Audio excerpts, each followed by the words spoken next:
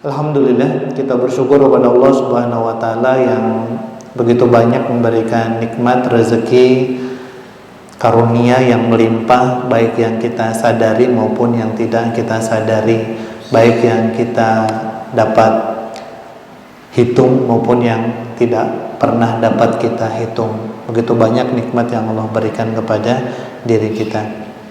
Alhamdulillah. Kemudian bersolawat kepada baginda Rasulullah sallallahu alaihi wasallam. Allahumma shalli ala sayyidina Muhammad wa ala ali sayyidina Muhammad. Orang itu disempurnakan sempurna oleh Allah Subhanahu wa taala. Hewan punya hati, tapi DP hati tidak dipergunakan untuk merasa. Kalau manusia itu punya rasa, punya perasaan, dan juga bisa memberikan simpati, memberikan sesuatu yang membuat orang itu bahagia. Itulah kekuatan hati. Jadi manusia itu satu, orang ini fisik, semua punya fisik. Ada yang besar, ada yang kecil, ada yang tinggi, ada yang pendek. Itu semua dengan kelebihan dan kekurangan masing-masing. Itu tinggal disyukuri saja. DP casing so begitu. Ada yang rambut keriting, sudah mau kasih lurus. Yang lurus juga begitu, jangan, enggak usah. Demikian pula yang kulit hitam, enggak usah bekerja keras sampai DP kulit putih. Yang putih juga enggak usah berjemur-jemur supaya dia hitam. Jadi dunia itu selalu punya lebih dengan DP kurang. Tinggal orang itu kembalikan apa yang diinginkan oleh Allah. Jadi Allah itu tidak peduli mau DP kulit hitam, mau kulit putih, mau pendek, mau tinggi, mau kaya, mau miskin, itu tidak peduli. Tapi yang Allah pentingkan adalah hati. Orang yang tidak salat itu bermasalah DP hati. Karena dia tidak merasakan kesyukuran nikmat yang Allah berikannya. Orang bersyukur terus banyak mendekatkan, kemudian banyak informasi yang orang ketahui. Ternyata dengan melaksanakan, mengikuti ajaran Islam itu keuntungannya pas apa? Orang. Bukan keuntungannya kepada Allah, enggak. Allah perintahkan orang puasa. Apakah Allah untung kalau orang puasa? Enggak. Apakah Allah rugi kalau orang enggak puasa? Enggak. Jadi force apa? For orang. Jadi Islam itu untuk keselamatan orang dunia dan keselamatan pribadi maupun sosial. Itu. Makanya di suatu masyarakat yang melaksanakan hukum-hukum agama Islam itu DP tingkat penyakit itu tidak sama dengan di tempat di mana dia bebas, mau makan bebas, mau ini bebas. Misalnya contoh kedua, penyakit kelamin. Sangat sulit ditemukan penyakit kelamin pada masyarakat Islam. Kenapa? Karena masyarakat Islam mengharamkan berhubungan suami istri kepada orang lain. Betul atau salah? Haram. Dosa. Tapi di masyarakat yang lain, suka sama suka boleh, mau ninyak terganggu, apa yang ditimbulkan penyakit kelamin. Ini belum yang AIDS, baru penyakit kelamin. Itu sudah berbahaya. Contohnya lagi, hubungan sesama jenis. Islam sangat-sangat mengharamkan. Tidak ada alasan apapun. Tidak ada, tidak boleh. Pakai alasan apapun tidak dilarang oleh agama Islam. Suka sesama jenis. Apa akibat yang ditimbulkan? Satu, nggak normal. Orang itu kan nggak normal. Diberikan ruang yang halal, dia ambil ruang yang haram. Dia berhubungan lewat mana? Pasti lewat lubang yang tidak sebenarnya, dan itu lubang yang kotor. Iya kan? Timbul lagi penyakit. Nah itulah. Pokoknya Islam itu orang laksanakan itu untuk menjaga orang keselamatan, kesehatan. Bukan Allah untung, bukan. Jadi misalnya Allah larang hubungan kaum Lut berhubungan sesama jenis itu Allah larang, itu bukan menguntungkan atau merugikan Allah, enggak. Tapi siapa yang diuntungkan? Orang. Contoh, laki dengan laki kawin. Pertanyaannya sederhana. Dia punya generasi keturunan dari mana? Cewek dengan cewek menikah. Dia punya keturunan generasi dari mana? Habis enggak? Mau nih bayangkan misalnya satu lingkungan ini begitu, kaumnya Nabi Lut begitu. Pertanyaan sederhana. Mau timbul generasi keturunan itu dari mana? Enggak ada habis. Makanya itu dalam masyarakat Islam, kalau mau lihat perbandingan di Eropa itu, yang terus menaik jumlah penduduk muslim itu di Eropa itu kayak apa? Karena Islam sangat-sangat melarang hubungan sesama jenis. Tapi kalau orang yang tidak beragama di Eropa sana menghalalkan segala cara, ini kan bisa ikuti sekarang kan, canggih internet, ini boleh follow siapapun. Ada orang yang dengan senang hati berpelukan, berciuman, mesra cowok dengan cowok. Itu harusnya dalam pikiran kita itu adalah suatu yang satu haram, dua aneh. Itu keluar daripada apa? Kemanusiaan kita udah nggak manusiawi, berbahaya, dan manfaat keuntungan itu dikembalikan untuk orang, bukan untuk yang lain. Kebahagiaan manusia itu salah satunya adalah punya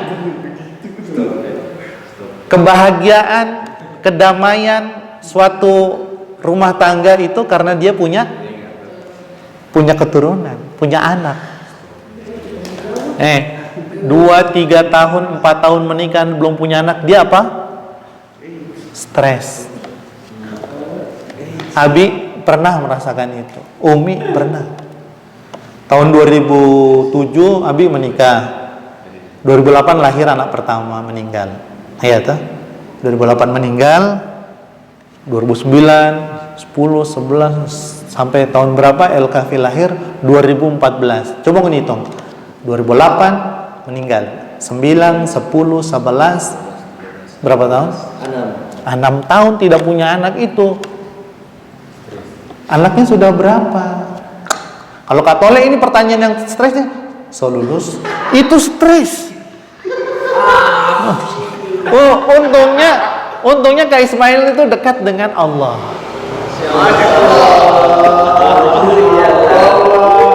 Ini nanti Kak Ismail ya, pertanyaan berikutnya. Ini Abi kasih tahu pertanyaan berikutnya. Setelah Kak Ismail lulus, pertanyaan yang buat Kak Ismail stres adalah kerja di mana? Iya, pertanyaan akan selalu ada. Kalau sudah kerja, pertanyaan yang bikin stres apa? Sekawin anak-anak? Belum. Orang so ada anak. So kawin juga orang so stres. Mantap. Anak so berapa? Belum. Itu tahun pertama belum stres. Tahun kedua, anak so berapa? Belum. Ditanya setiap baku dapa. Kan kalau baku dapa teman SMP, baku dapa SMA, baku dapa itu baku dapa teman pokoknya kenal. So di mana? So di sini. Oh, sekawin sudah, alhamdulillah. Anak so berapa? Belum. Betul. Makanya banyak orang stres itu karena pertanyaan. Karena itu salah satu kunci bahagia. Abi itu senang kalau jemput El-Kahfi, kok El-Kahfi di belakang flow gitu. Walaupun orang tuh enggak punya apa-apa, dan itu saja so alhamdulillah, so senang dah. Jadi kalau orang itu kan dulu pernah rame itu beli boneka hidup. Pernah rame itu boneka apa tuh? Iya tuh yang boneka. Bukan. Itu yang artis-artisnya beli dan yang polo itu. Itu mau apa? Mau menipu pikiran dan perasaannya. Dia beli bayi buat bermain gitu. Itu menipu pikiran dan perasaannya. Karena yang betul itu adalah bayi yang sungguhnya. Karena itu adalah salah satu titik kunci kebahagiaan setiap manusia. Apa? Menggendong anak. Gitu. Makanya Islam, torang ini sudah diberikan Islam perdalam, kong torang cari tahu. Oh, ini tuh bukan untuk Allah keuntungan, atau kalau torang tidak lakukan Allah merugi. Contoh, kalau torang ini tidak berzakat, yang diuntungkan Allah, enggak. Yang dirugikan Allah enggak. Yang diuntungkan adalah masyarakat Islam dengan adanya zakat.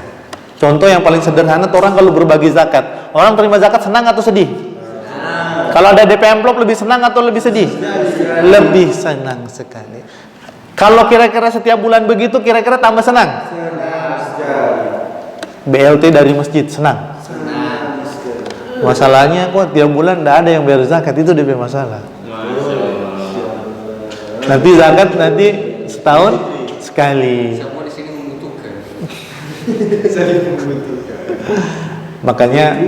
Makanya Ngoni ini nanti kan jadi alumni, kemudian dari alumni itulah kemudian saling menutupi, saling membantu. Makanya Abi sampaikan, kalau Abi itu dikasih rezeki misalnya, Abi itu lebih suka memberikan ini, ada dana buat belajar, buat sekolah, buat karena dengan itu memperbaiki keseluruhan.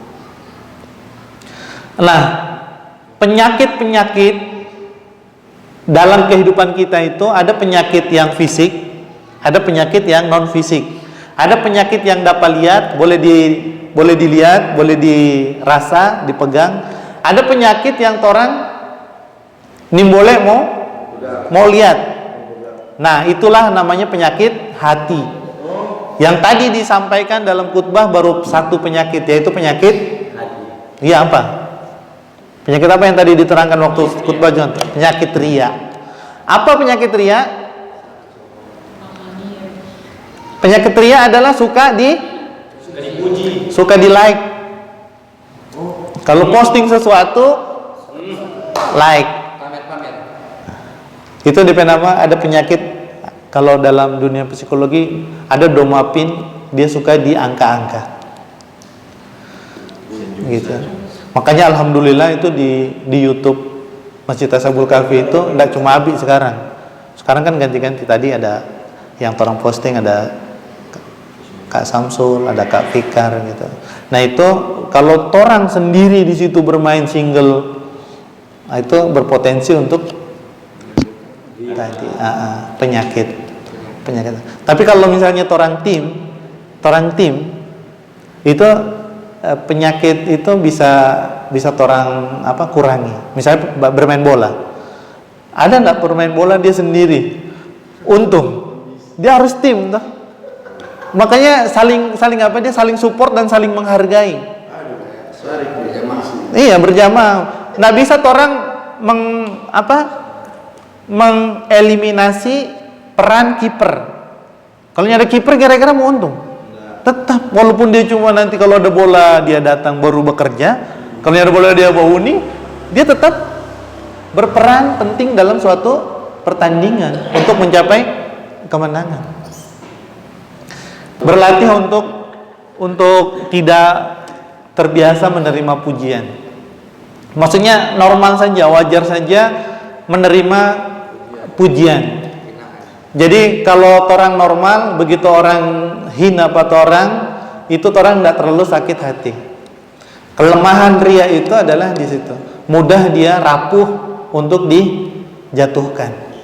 Makanya ya berlatih biasa-biasa saja. Walaupun mau smash, biasa-biasa saja. Ucapkan alhamdulillah.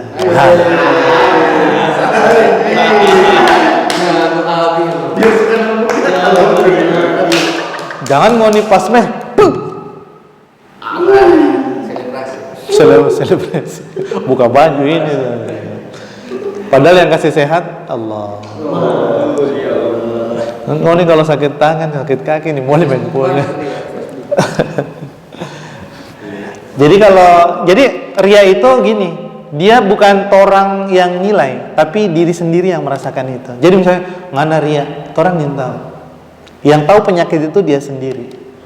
Yang mau dipuji, yang suka dipuji itu dia. Jadi orang hanya bisa melihat sewajarnya saja. Penyakit hati itu orang tidak bisa menghukumi, mengklaim, tidak bisa. Karena dia hubungannya langsung dia dengan Allah. Karena dia tidak kelihatan, Misal, tiba-tiba Rafiq bawa hari Jumat 20 dos. Masya Allah. Bawa ke rumah. Musik dia bawa pulang. semua.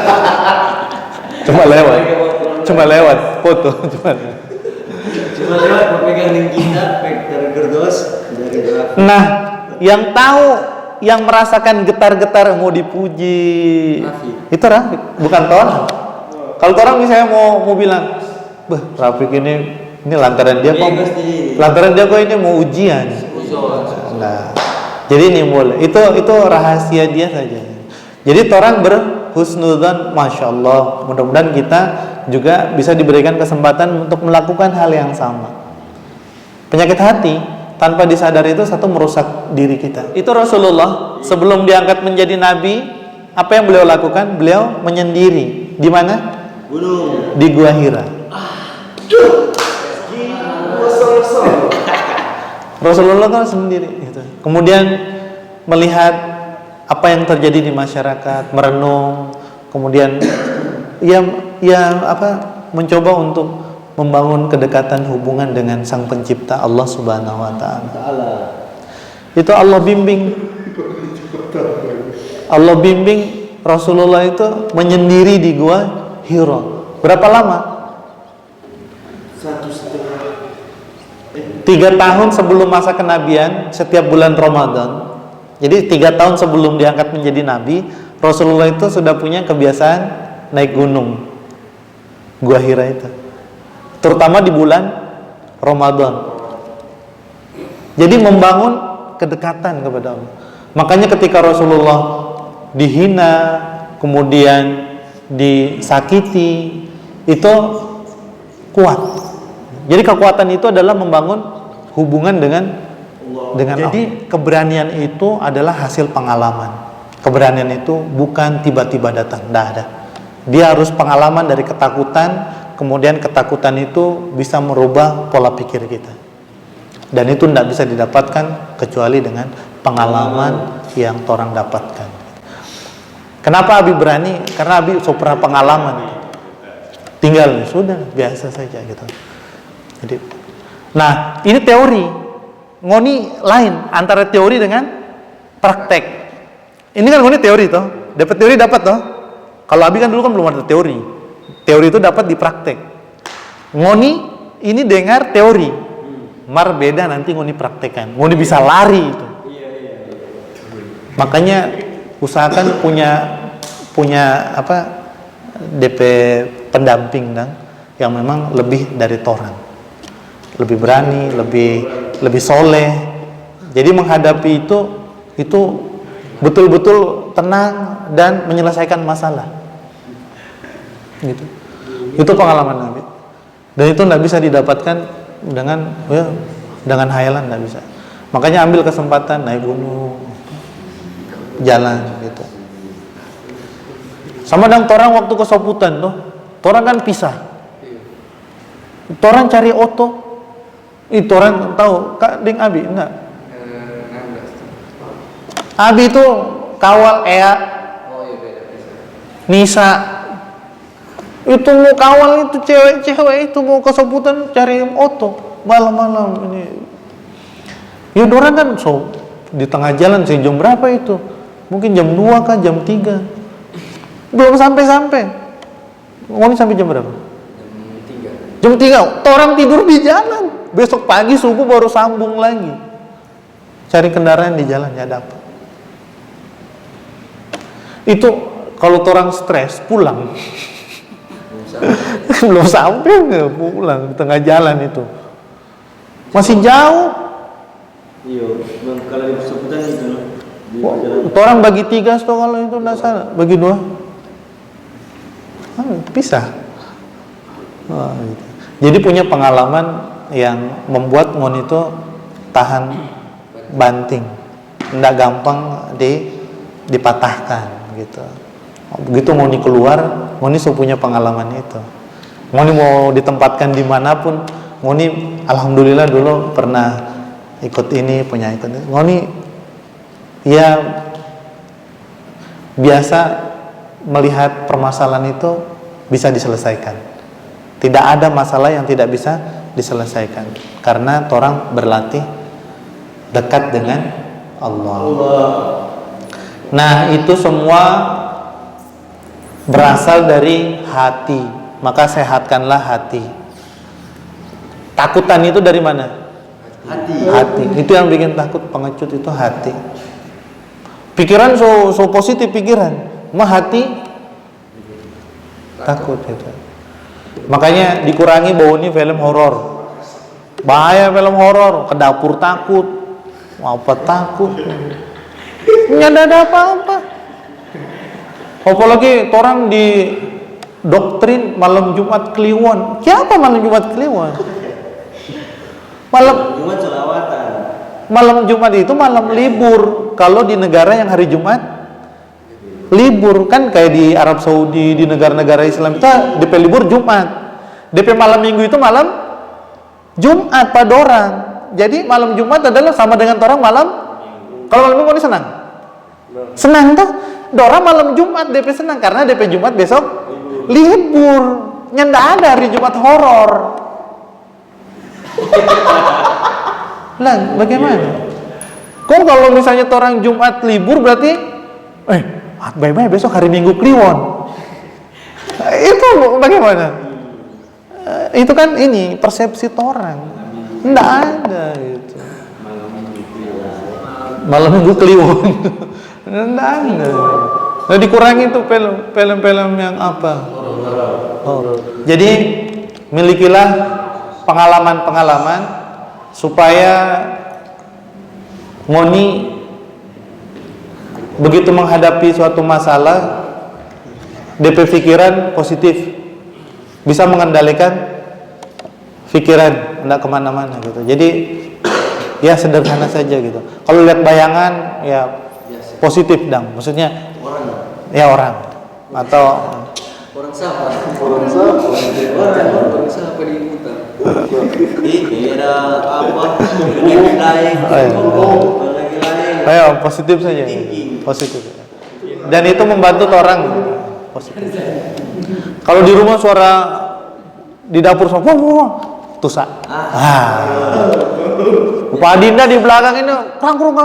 Oh, tikus. Jadi positif, jangan aduh malam apa ini? Aduh Rafi. Rafi kalau cari nasi.